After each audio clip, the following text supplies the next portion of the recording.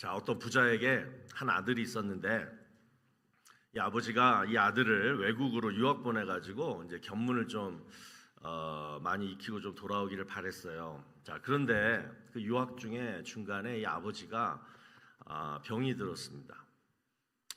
고민 한 가지가 생긴 거예요. 내가 분명히 죽으면 분명히 내 종들 중에서 가장 우두머리 그리고 가장 힘센 자가 자기 재산을 지금 아들이 없으니까 그래서 다 소유하려고 음모를 꾸밀 텐데 어떡하나. 그래서 이제 걱정을 하다가 한 가지 아이디어를 냈습니다. 이제 유언장을 쓴 거예요. 자, 유언장을 이렇게 썼습니다. 내 모든 재산은 내 사랑하는 아무개 그 종에게, 우두머리 그 종에게 모두 주도록 한다.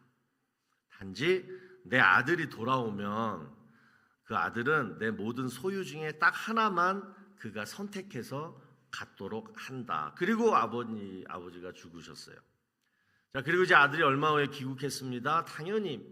당연히 아버지의 모든 재산이 다 자신에게 올 줄 알았는데 그 우두머리 종한테 다 간 것을 알고 처음에는 굉장히 실망을 했어요. 자, 그런데 아버지가 써준 유언장을 가만히 보니까 아버지 소유 중에 딱 하나만 선택해서 갖도록 해라. 이 문장을 보면서 이게 뭘 의미할까? 그 한 가지를 뭘 내가 선택해야 될까? 곰곰이 생각하다가 마침내 결정을 했습니다. 뭐였겠어요? 바로 그렇죠. 오늘은 똑똑하시네요. 모든 재산을 물려받은 그 종. 왜냐하면 그 종이 이 아버지의 소유니까, 종이니까. 그래서 결국 아버지의 모든 재산을 이 아들이 물려받게 되었다라는 얘기입니다. 자, 여러분, 우리가 인생을 살면서 이런 경우를 보게 됩니다. 어떤 사람은 한 가지만 딱 소유했는데 모든 것을 다 갖는 사람이 있는가 하면, 어떤 사람은 참 열심히도 살고 부지런하게도 살고 해서 모든 것을 다 가진 것 같은데 정말 중요한 한 가지를 갖지 못해서 평생 그냥 불행하게 살아가는 사람이 있는 것을 보게 됩니다. 성경에 그 대표적인 인물이 바로 삭개오예요. 자, 누가복음 19장 2절을 보시면 삭개오에 대해서 이렇게 얘기합니다. 삭개오라 이름하는 자가 있으니 세리장이요 또한 부자라. 자, 오늘 한번 삭개오에 대해서 잠깐 제가 설명을 해드릴게요. 삭개오는 여러분 일반 세리가 아니에요. 세리 마태라 그러잖아요. 마태는 그냥 세리인데 이 삭개오는 여러 세리들을 관리하는, 그것도 로마 정부로부터 파견받은 세리장이었습니다. 그러니까 이스라엘에 이 세무관이 3군데가 있었는데 그 중에 하나를 맡은 꽤 직책이 높은 자였어요. 그러니까 이 정도 직책을 맡으려면요, 이 당시 그 히브리어, 헬라어 또는 라틴어 이 언어에도 좀 능통해야 했고, 그리고 당연히 계산 같은 거 CPA처럼 그런 것도 잘해야 했습니다. 근데 여러분, 이 당시에 지금 이스라엘이 로마 속국이었잖아요. 이 로마가요, 이스라엘 사람들한테 세금을 이렇게 징수하는데 어떻게 했는 줄 알아요? 너희 구역은 전체, 알바다, 딱 이 알바다 이 구역은 세금을 얼마나 내라. 그래서 딱 그 전체 금액을 정해줘요. 그리고 나머지는 이 세리장이 알아서 하는 거예요. 그러니까 예를 들면 삭개오가 관리하던 관할 구역에 할당된 세금이 만약에 한 1,000불이라면 세리장은 뭐예요? 야, 1,200불 내. 그리고 1,000불만 로마 정부에 보내고 나머지 200불은 자기가 가져도 누구 하나 간섭을 안 하는 거예요. 그게 일반적인 세리 업무였다라는 거예요. 그러니까 여러분, 삭개오는 명예도 얻었어요. 돈도 많이 번 성공한 부자였습니다. 자, 이것을 위해서 아까 제가 얘기했죠. 열심히 나름 노력도 했을 것이고, 또 다른 세리장들도 있었잖아요. 다른 구역들도 있었잖아요. 그러니까 그들과 경쟁하느라 또 열심히 살았을 것입니다. 그래서 우리가 단지 그냥 삭개오는 죄인이야, 자기 동족의 피를 빨아먹은 아주 나쁜 죄인이야 라고만 국한돼서 생각하지 말고요, 그의 그나마 그런 환경을 좀 한번 우리가 이해해 보자라는 거예요. 제가 지지난주인가 저희 집에 그 마이크로웨이브가 고장이 나가지고 그 어플라이언스 리페어샵에 이제 전화를 했어요. 그래서 이제 테크니션이 저희 집에 와가지고 이렇게 이제 진단을 하고 이제 이런 부품을 갈아야 된다 설명을 해줬습니다. 그리고 친절하게 부품비가 얼마다까지 이렇게 보여주고 그리고 가셨어요. 이제 그 다음 날 그 회사에서 누군가 사장인지 누군지 모르겠는데 전화가 왔습니다. 그런데 터무니없는 가격을 부르는 거예요. 분명히 테크니션은 뭐 부품비가 뭐 예를 들면 100불이라고 했는데 이 양반은 한 400불을 부르더라고요. 그래가지고 제가 그냥 너무 억울하다고 막 울면서 떼를 쓰고 막 저는 가난한 목사예요. 뭐. 백날 해도 그냥 막무가내. 아쉬운 게 누구예요? 저니까. 또 새 거를 살래니까만 몇천 불이더라고. 그래서 그냥 우리가 미국 살면서 여러분 이런 경우 많이 겪죠. 늘 이 도둑놈들 하면서도 할 수 없이 그냥 해야 되는 그러한 일들이 많이 있습니다. 삭개오도 직업상 그렇게 한 거예요. 허가받은 도둑. 그 당시 세리를 허가받은 도둑이라고 불렀어요. 그러니까 자신도 남들도 당연히 그렇게 여겼던 거예요. 자, 그런 삶을 살았던 삭개오가요. 어떻게 돼요? 예수님을 만납니다. 예수님이 자신의 집에 들어옵니다. 그리고 그날 삭개오가 이런 고백을 해요. 자, 누가복음 19장 8절 볼까요? 삭개오가 서서 주께 여짜오되 주여 보시옵소서 내 소유의 절반을 가난한 자들에게 주겠사오며 만일 누구의 것을 속여 빼앗은 일이 있으면 내 갑절이나 갚겠나이다. 자, 여러분 평범하게 살았던 그리고 남의 돈도 이렇게 좀 했던 그 삭개오가 변해요. 자, 예수님을 만나고 예수님 하나를 소유하니까 뭐요? 지금 방금 읽은 다른 소유물들이 안 아까워지는 거예요. 그러니까 그만큼 예수님의 값어치는요. 진짜 발견하게 되면 이런 사람도 변화시킬 수 있다라는 거예요. 여러분 다시 말씀드리지만 삭개오도 여러분만큼 똑똑하고 많이 배웠고 돈도 많았어요. 계산도 능했어요. 손해볼 일 전혀 안 하고 살았어요. 그런데 그런 그가 변해요. 자, 그 이유를 성경은 딱히 말씀하고 있지 않습니다. 근데 단지 6절에 보면 뽕나무에 올라갔다가 예수님이 자신을 쳐다보면서 속히 내려와라 하실 때 보세요. 그때 삭개오가 어떻게 했냐면 누가복음 19장 6절입니다. 급히 내려와 즐거워하며 영접하거늘. 이게 전부예요. 저는 이걸 성령의 역사라 믿어요. 자, 오늘 이 말씀을 드리고 싶은데요. 자, 하나님의 택하심을 받은 자녀들은 돈과 명예와 권력이 채워주지 못하는 외로움과 괴로움이 있습니다. 그러다가요, 예수님이 채워주시는 그 어떤 것을 딱 발견하게 되면 그 순간 삭개오처럼 급히예요. 급히 망설이지도 않아요. 오래 생각하지도 않아요. 며칠 걸리지도 않아요. 바로 그 순간 급히 내려와 즐거워하게 된다라는 거예요. 생각해 보세요. 여러분 이걸 설명할 수 있으세요? 급히 즐거워하고 영접하더라. 생전 처음 본 예수님인데 그 예수님이 속히 내려와라 했다고 급히 즐거워하고 영접하더라 집으로. 그리고 뭘 고백하는 게 내 소유의 절반을 다 남들에게 나눠주고 내가 죄져서 받은 건 다 내 갑절이나 이제부터 하겠다. 그 이유를 여러분 어떻게 설명하실 수 있겠냐고요. 우리가 예배 시간에 막 찬양할 때 성도님들 어떤 성도님들 막 우세요. 막 말씀 들을 때 또 막 우세요. 기도할 때 막 울어요. 그러면서 뭐요? 예배 끝나고 나갈 때 막 즐거워하세요. 여러분 그 이유를 설명하실 수 있으세요?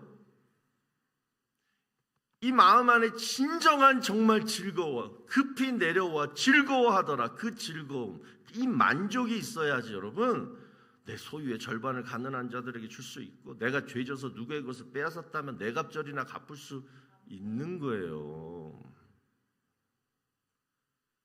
여러분 예수를 소유하면 사람이 이렇게 바뀌는 줄로 믿으시기 바랍니다. 그래서 오늘 이 시간 한번 다 따라해 볼까요? 예수를 소유하면 모든 것을 다 갖는 것입니다. 자, 오늘 본문을 보시면 예수를 아직도 소유하지 못한 자가 유대인으로 나오는데요.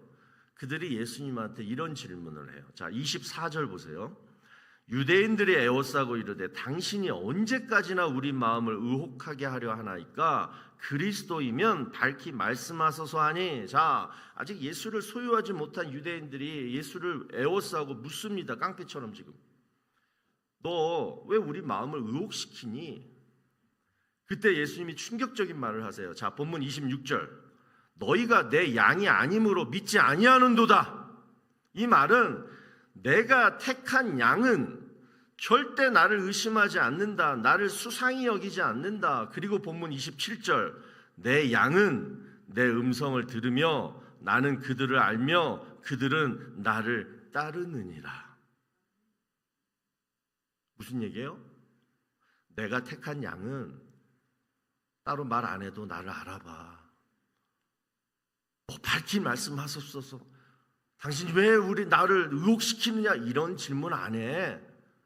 그리고 나도 그들을 알아봐. 그리고 그들은 나를 따르게 돼. 이것이 운명이야. 이 말씀이에요. 여러분, 삭개오가 뽕나무에서 급히 내려와서 즐거워하고 영접했던 이유 이제 아시겠죠? 여러분, 예배 시간에 찬양할 때, 기도할 때, 말씀 들을 때 급히 즐거워하고 은혜 받은 이유 아시겠죠? 삭개오나 여러분이나 하나님이 택하신 양들이기 때문에 그래요.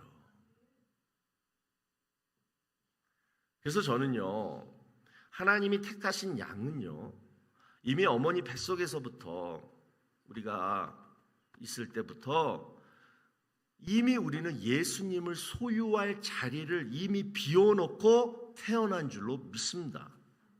그 비워진 자리에 어느 날 예수님이 여러분을 찾아오셔서 부르실 때 그때 뭐예요? 이 빈자리가 예수를 알아보는 거예요. 그리고 진정한 만족과 기쁨이 넘쳐나는 거예요. 우리 그저께 금요 성령 집회 때 정말 우리 뜨겁게 찬양하고 기도했잖아요. 여러분도 경험하셨잖아요. 내가 내 마음, 지금까지 내 마음 보좌에 내가 왕으로 막 그래서 내 삶을 다스리고 내 능력으로 하려고 그러고, 그러니까 혼자 책임지려고 하니까 너무 힘들고, 그러다 보니까 막 죄짓게 되고, 막 그런 왕좌에서 우리는 다 내려와서 이제 우리 주님을 우리 왕으로 모시자고. 그러면서 뭐야, 호산나 다윗의 자손께 막 찬양할 때 여러분 얼마나 기쁘게 찬양하셨습니까? 하나님이 택하신 양들이기 때문에 그런 찬양과 기도를 드릴 수 있는 거예요. 물론 우리는 하나님이 택하셨지만, 그런데 여러분 보세요. 하나님이 택하신 그 다음이 뭐예요?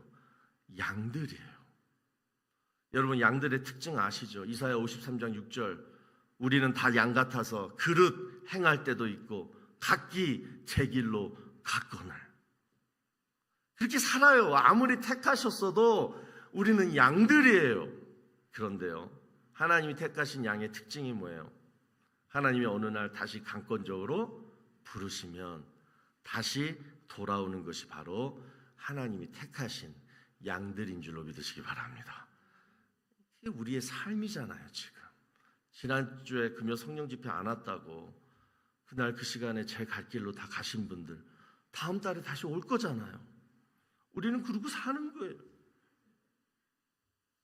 저는 오늘 특별히 오늘 본문 27절을 가지고 내가 정말 그렇다면 주님의 택한 양이라면 나는 어떻게 살아야 하나? 자, 이 주제를 가지고 두 가지로 한번 살펴보기를 원합니다. 자, 첫 번째는 뭐냐면요, 내 양은 내 음성을 들으며, 이 말씀이에요. 여러분, 주의 참된 양은 주의 음성을 들을 수가 있는데, 제가 뭐라 그랬어요? 육신의 귀로는 못 듣는 게 주의 음성이에요. 그래서 금요일 날에는 제가 뭘로 듣는다 그랬냐면 바로 생각으로 들려주신다라고 말씀을 들었는데요. 오늘은 다르게 말씀을 드릴게요. 그러면 주님의 음성을 어떻게 들어야 되느냐? 그 체육학 박사인 원정혜 씨가 쓴 글 가운데 이런 글이 있습니다. 한번 들어보세요. 그리고 한번 여러분들이 스스로 진단해 보세요. 분노가 심하면 간이 상하고, 우울이 심하면 폐가 상하게 되고, 공포가 심하면 신장이 상하게 되고, 지나치게 골똘히 생각하면 비장, 췌장이 상하게 된다. 제가 이 글을 읽고 진짜네. 인터넷 찾아서 조금 더 한의학 그쪽으로 이렇게 보니까 맞더라고요. 화 막 많이 내잖아요, 평소에. 그럼 간이 상하고 우울증이 심해가지고 자꾸 깔아져 있으면 폐가 안 좋아지고 또 공포, 두려움, 막 공황장애 막 이런 뭐예요? 콩팥, 심장이 상하거든. 지나치게 막 앉아가지고 막 이렇게 막 스트레스 받으면서 막 일하면 뭐야? 비장, 췌장이 상한다. 그러면서 이분이 하는 얘기가 뭐냐? 평상심을 유지해라. 한결같이 쫙 되시는 분들이 병 안 걸리잖아요. 그리고 스스로 돌아보는 스스로 여유를 가져라. 그 다음에 늘 감사하고 작은 것에 행복해라. 이거가 최고라는 거예요. 그러니까 요즘 여러분 간이 안 좋으십니까? 폐가 안 좋으십니까? 또 비장, 신장이 안 좋으신 분들 뭐 따로 지금 뭐 어디 병원 가서 약 타기도 뭐하고 그러잖아요. 평상심, 여유, 감사, 작은 것의 행복, 일단 이렇게 사십시오. 그런데 우리가 분노하고 또 우울해하고 두려워하는 것, 그러면 안 되는 줄 알면서도 이거 정말 절제하지 못합니다. 또 평상심 갖는 거, 감사하는 거 너무나 잘 알죠. 근데 뭐야? 이 마음 조절이 힘들어요. 근데 여러분 잘 들으세요. 주님의 참된 양은요, 하나님의 음성을 들으면 이렇게 된다는 거예요. 이것이 하나님이 주시는 축복이라는 거예요. 그러니까 하나님 말씀을 읽고 듣고 믿으면 아까 얘기했던 분노, 우울증, 공포 이런 것들은 뭐예요? 사라지고 나쁜 마음은 사라지고 좋은 마음, 평안, 감사, 기쁨, 사랑의 마음이 들어오는 거예요. 누구에게? 주님의 참된 양이 주의 음성을 들으면 그렇다라는 거예요. 한번 해보자고요. 펜실베니아 대학교에서 직접 연구 조사한 결과라고 하는데 그 주차장, 여러분 주차장에서 차를 빼잖아요, 우리가. 근데 저희 코스코 같은 파킹락 가면 막 뒤에 차들이 막 기다리고 막 있잖아요. 자, 그 얘기예요. 그 상황이에요.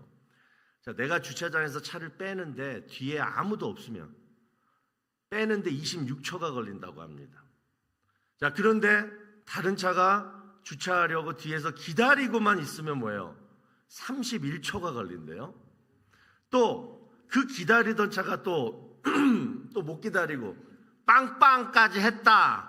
그러면 43초가 걸린다고 합니다. 이 직접 연구 조사한 거래요. 여러분 이게 뭘 의미할까요? 마음이 조급해지면 일이 안 된다라는 거예요. 우리가 하나님의 음성을 잘 듣지 못하는 이유, 왜 듣지 못할까? 맨날 설교는 듣는데, 맨날 말씀은 읽는데 왜 진짜 주의 음성을 듣고 내가 나쁜 마음이 사라지고 좋은 마음이 들어오는 이러한 일을 경험하지 못할까? 제가 가만히 생각해 보니까 이 예와 같은 거예요. 자꾸만 내 마음이 힘든 환경이 생기면 뭐예요? 조급해져서 그렇지 않을까? 화내는 것도 금방 막 화내는 다혈질인 사람들 뭐예요? 늘 조급한 사람들이 그래요. 방금까지 막 좋아가지고 들떠서 막 수다 떨고 막 좋다가 갑자기 집에 가면 확 그냥 다운되시는 분들, 우울해지시는 분들 뭐예요? 평소에 성격이 조급하신 분들인 거예요. 그래서 이 조급병은요, 신앙생활의 가장 큰 장애물이 될 수 있겠다라는 생각을 해봤습니다. 자, 여러분 무슨 일이 생기면 우리가 금방 절망하고 당연하죠. 낙심하고 또 이 세상 끝난 것처럼 생각이 듭니다. 그런데 이 생각을 여러분 이겨내야 돼요. 왜냐? 우리가, 저와 여러분이, 여러분 각자가 정말 주의 참된 양들이라면, 하나님이 택하신 양들이라면 결국은요, 하나님의 뜻대로 됩니다. 내가 아무리 지금 절망한다고 해도 그대로 되지 않아요. 또 내가 아무리 지금 기대한다고 해도 내 뜻대로 되지 않아요. 하나님이 하십니다. 그래서 무슨 일이 생기면 먼저 하나님의 음성을 듣고 평상심을 유지하세요. 계속 기쁨을 누리려고 노력하세요. 그리고 계속 그러다 보면 처음에는 정말 신라 같은 조그만 빛이 내 마음에 들어오면서 소망이 생겨요. 그러면서 뭐예요? 주님이 주신 위로의 말씀, 소망의 말씀이 믿어져요. 이게 뭐예요? 주의 참된 양들이 어떤 일이 생길 때 대처할 방법이에요. 두 번째로 주의 참된 양들을 어떻게 살아야 되나? 본문 27절 끝을 보니까 그들은 나를 따르느니라 이렇게 말씀합니다. 한 미국 선교사님이 한국에 와서 한국말을 배우는데 참 이해하기 힘든 말이 있더래요. 바로 뭐냐면 알았습니다 이 말이었대요. 그러니까 이 말에는 여러분 두 가지 의미가 있죠. 보통 우리가 카톡해도 뭐 하면 다 제일 많이 쓰는 게 알겠습니다요. 알겠습니다. 여러분 그 철자가 많이 틀리더라고요. 알겠습이에요. 읍이 아니라 알겠습니다 이렇게 해요. 근데 이 알겠습니다, 알았습니다 이게 두 가지 의미인데 하나는 뭐냐면 알아들었다고. 그러니까 무슨 말인지 잘 알아들었습니다. 이게 첫 번째 의미고 두 번째는 뭐예요?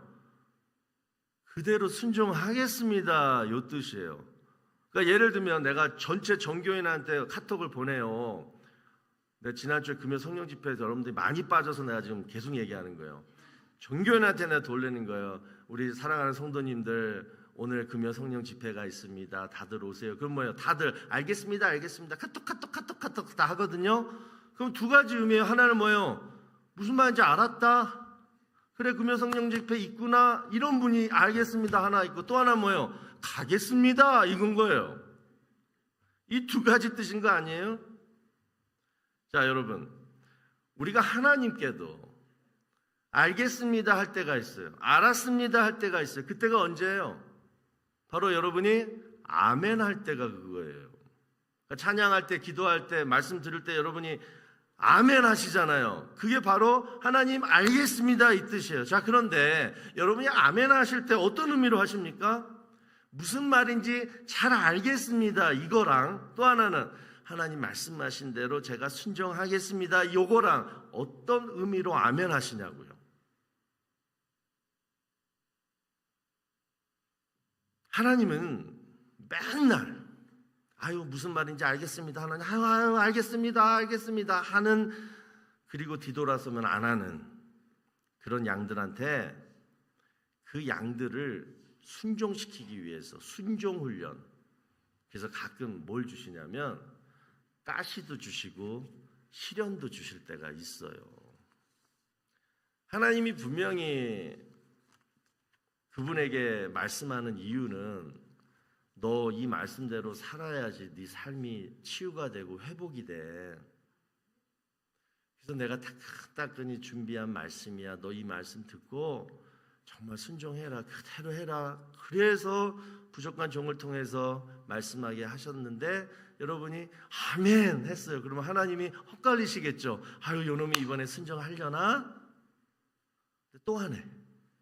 다음 주에도 아멘 제일 크게 아멘 하는데 또 하네. 그럼 여러분 같으면 어떻게 하겠냐고요. 여러분 자녀들이 그러고 앉았으면 가시나 시련을 준다라는 거예요. 중앙아시아에 있는 그 티벳이라는 고원지대 목초지가 있는 그런 지역에서 사역하셨던 선교사님이 들려준 얘기인데 이곳에서 양을 치는 목동들이 실제로 이렇게 한다고 합니다.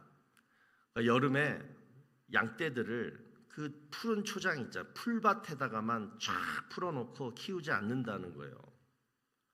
풀이 많은 풀밭이 있어도 일부러 뭐예요? 풀이 없는 절벽 같은 곳으로 그 양떼들을 데리고 간대요. 그 이유가 뭐냐? 풀이 많은 곳에서 여름에 마냥 그냥 배부르게 다 풀어놓고 야 먹어라!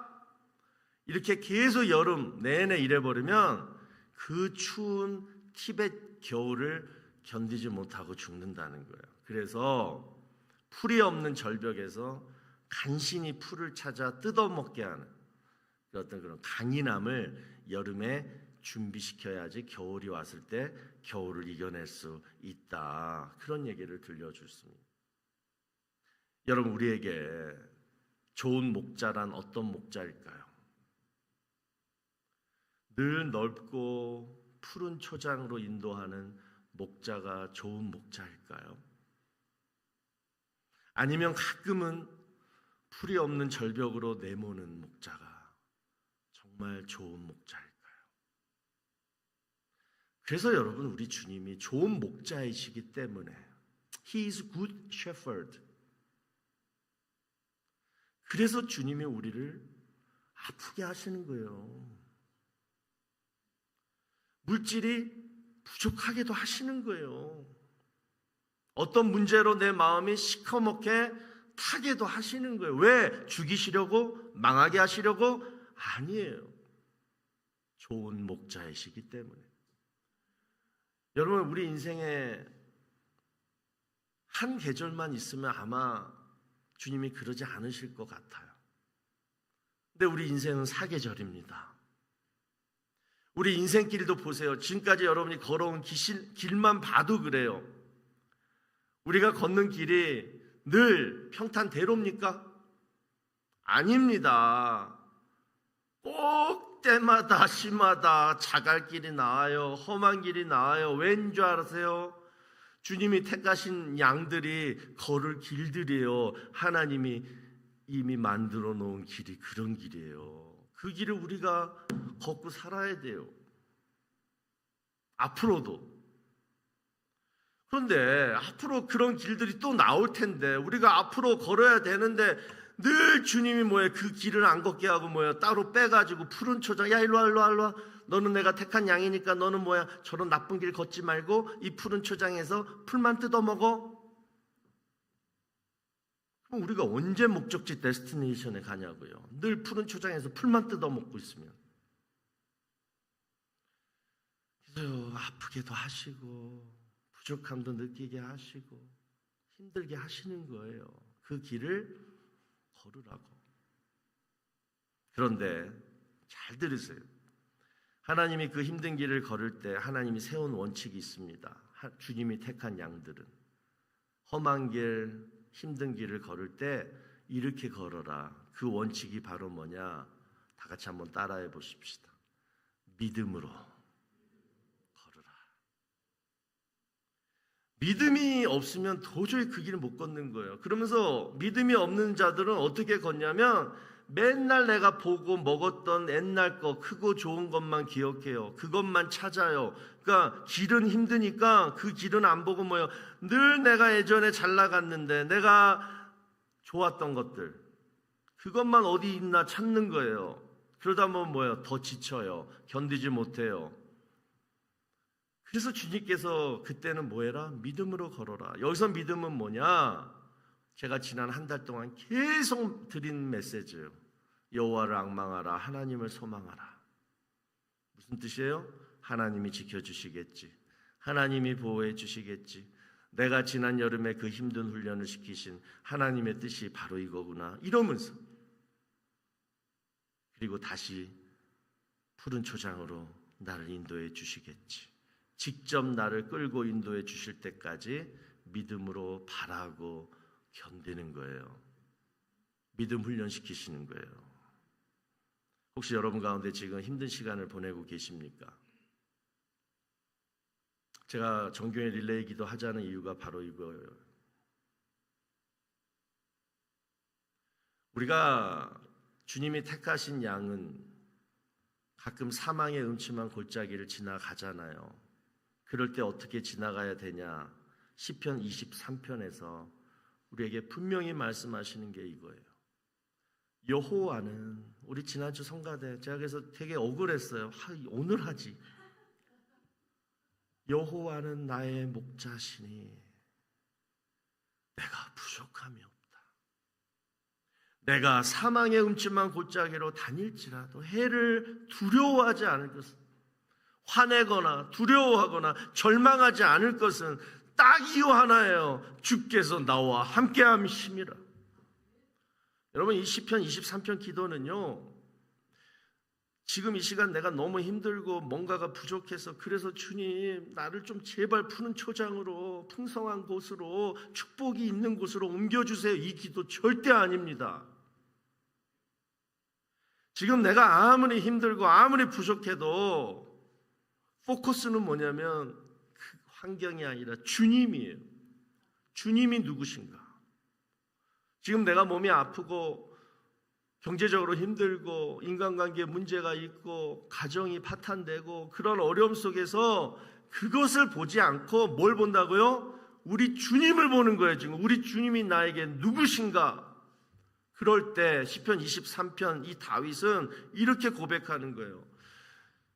내가 아무리 지금 힘들어도 부족해도 우리 주님은 나를 버리고 도망칠 그런 목자가 아니라 나와 늘 함께 하시고 앞으로도 나를 끝까지 먹여주시고 살려주시고 책임져 주실 그 목자가 바로 내가 믿는 우리 주님이시기에 그 주님 때문에 내가 아무리 힘들고 부족할지라도 그 주님이 나의 목자이시기 때문에 내가 부족함이 없습니다. 나 힘들지 않습니다. 아프지 않습니다. 견딜 수 있습니다. 이 기도가 바로 시편 23편 다윗의 기도예요. 여러분 힘드시면 이 기도를 하시라고요. 여러분 사기당해 보신 분들 계십니까? 왜 사기당했습니까? 사기꾼한테 속아서 당한 걸까요? 아니에요. 그 사기꾼을 믿어서 당한 거예요. 사기도 믿어야지 당합니다. 여러분, 사기꾼도 믿는 세상에 왜 우리 주님을 안 믿으십니까? 우리 주님은요, 절대 사기꾼 아닙니다. 절대 거짓말쟁이 아닙니다. 만약에 진짜 주님이 사기꾼이고 거짓말쟁이라면 어떻게 여러분 지금 2000년이 넘도록 이 기독교가 전 세계, 전 지구촌에 이렇게 퍼질 수가 있어요?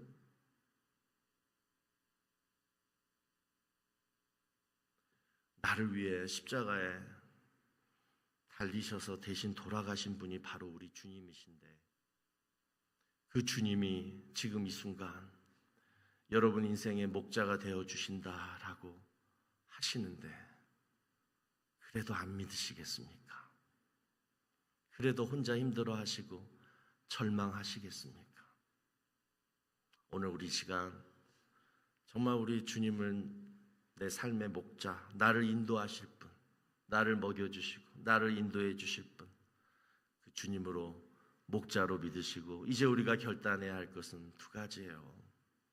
그분의 음성을 듣고 내가 마음에 평안 찾고 그분의 음성 내가 듣고 나쁜 마음 몰아내고 좋은 마음 품자. 그게 첫 번째 비결, 제일 중요한 거예요. 힘들고 두렵고 어려움 속에 빠질 때 성경 피시고 읽으시면서 나쁜 마음 주님 다 몰아주시고 물리쳐 주시고 이 음성으로 평안 찾고 그리고 이 주신 이 약속의 말씀이 내 삶에 이루어지게 하여 주시옵소서. 우리 주님께서 십자가에 달려 돌아가실 때 우리의 죄만 지고 돌아가셨습니까? 아닙니다. 우리의 질병까지도 다 지고 돌아가셨어요. 우리가 삶 속에서 겪게 되는 모든 피곤함, 공고함도 다 지고 돌아가셨어요. 이미 우리 주님이 다 해결해 놓으신 것을 그 주님을 내 인생의 목자로 모신다라면 그 주님의 해놓으신 혜택을 우리가 누릴 수 있는데 왜 맨날 교회는 오시면서 그 주님을 목자로 모시지 않냐고요. 두 번째, 주님이 인도하시는 곳이라면 푸른 초장이든 사망의 음침한 골짜기든 내가 선택한 곳이 아니라 주님이 인도하신 곳이라고 믿으신다라면 그곳이 가장 복된 곳이다 라고 믿으시고 발걸음은 가볍게 주님만 바라며 믿으며 따라가는 거예요. 그러면 하나님이 우리를 책임져 주실 줄로 믿습니다. 자, 우리 지금 함께 기도하는데요. 오늘은 여러분 우리 온 성도가 정말 믿음으로 이렇게 고백했으면 좋겠습니다.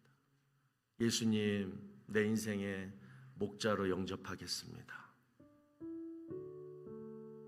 목자는 먹여주시고 나를 보호해 주시는 분이, 내 인생 가장 힘든 순간에 우리 주님 목자 만나서 내가 은혜 받기를 원합니다. 내 병 고쳐주시고 내 삶의 문제 해결해 주시고, 그리고 지금 현재 풀이 없는 절벽과 같은 메마른 광야일지라도 언제 다시 하나님이 푸른 초장으로 인도해 주실 줄로 믿고, 하나님 주님만 소망하며 참고 견디겠습니다. 주님을 기다리겠습니다. 다 같이 기도하겠습니다. 아버지 감사합니다. 오늘 이 말씀이 우리 성도들에게, 특별히 어려움 속에 있는 우리 성도들에게 큰 위로와 격려가 되기를 소원합니다. 하나님, 우리는 주님의 택하신 양들입니다. 우리는 누가 뭐라 그래도 주님의 음성을 알아듣고 주님이 가시는 길을 따라갑니다. 성령님께서 우리를 책임져 주시고 인도해 주실 줄로 믿습니다. 이제 마음으로 우리 주님은 나의 목자로 고백하고 또 결단하는 모든 성도들, 아버지 하나님, 너무 힘든 시간 오래 가지 않도록 아버지 좋은 길로 인도해 주시고 이길 수 있는, 승리할 수 있는 믿음 또한 허락하여 주셔서 아버지 어려울 때마다, 험한 길을 걸을 때마다 우리 주님, 나와 함께 하시는 그 주님을 다 경험하는, 그래서 주님이 말씀하시면 그대로 순종할 수 있는 우리 모든 성도들 다 되게 하여 주시옵소서. 자, 우리 다 같이 일어나셔서 우리 찬양합니다. 주님 말씀하시면 내가 나아가리라. 주님 말씀하시면 내가 나아가리라. 주님 뜻이 아니면 내가 멈춰서리라. 나의 가고서내도 주님 뜻에 있으니, 오 주님 나를 이끄소서. 주님 말씀하시면 내가 나아가리라. 주님 뜻이 아니면 내가 멈춰서리라. 나의 가고서내도 주님 뜻에 있으니, 오 주님 나를 이끄소. 뜻하신 그곳에 뜻하신 그곳에 나 있기 원합니다. 이끄시는 대로 순종하며 살리니, 연약한 내 영혼 통하여 일하소서. 주님 나라와 그 뜻을 위하여 뜻하신 그곳에 나 있기 원합니다. 이끄시는 대로 순종하며 살리니, 연약한 내 영혼 통하여 일하소서. 주님 나라와 그 뜻을 위하여. 오 주님 나를 이끄소서. 오 주님 나를 이끄소서. 오 주님 나를 오 주님 나를 이끄소서. 오 주님 나를 이끄소서.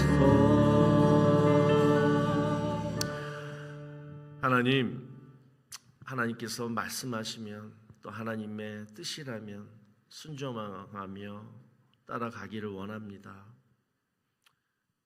저희들을 이끌어 주시는 주님 한 분만인 줄로 믿습니다. 우리의 생각이 복잡하고 또 우리의 환경이 나를 억누를지라도 내가 따라갈 분은 오직 우리 주님 한 분만임을 이 시간 결단하게 하여 주시옵시고 끝까지 주님이 인도하시는 길만 따라가자. 주님이 주신 마음으로 따라가자. 그것이 어디일지라도 그랬을 때 절대 후회함 없이 반드시 역전시켜 주시는 그 하나님의 놀라운 은혜와 사랑을 체험케 하여 주시옵소서. 이제는 우리 구주 예수 그리스도의 무한하신 은혜와 하나님 아버지의 지극하신 사랑하심과 성령님의 감화 감동 위로 교통하심이 하나님이 택하신 참된 양으로 늘 하나님의 음성을 듣고 기뻐하고 평안을 찾고 그리고 하나님이 인도하시는 곳이라면 내가 어디든지 따라가리라 순종하기로 결단하며 돌아가는 사랑하는 주의 성도들 머리 위에와 가정과 자녀와 일터 위에 이제로부터 영원토록 함께 있을지어다. 아멘.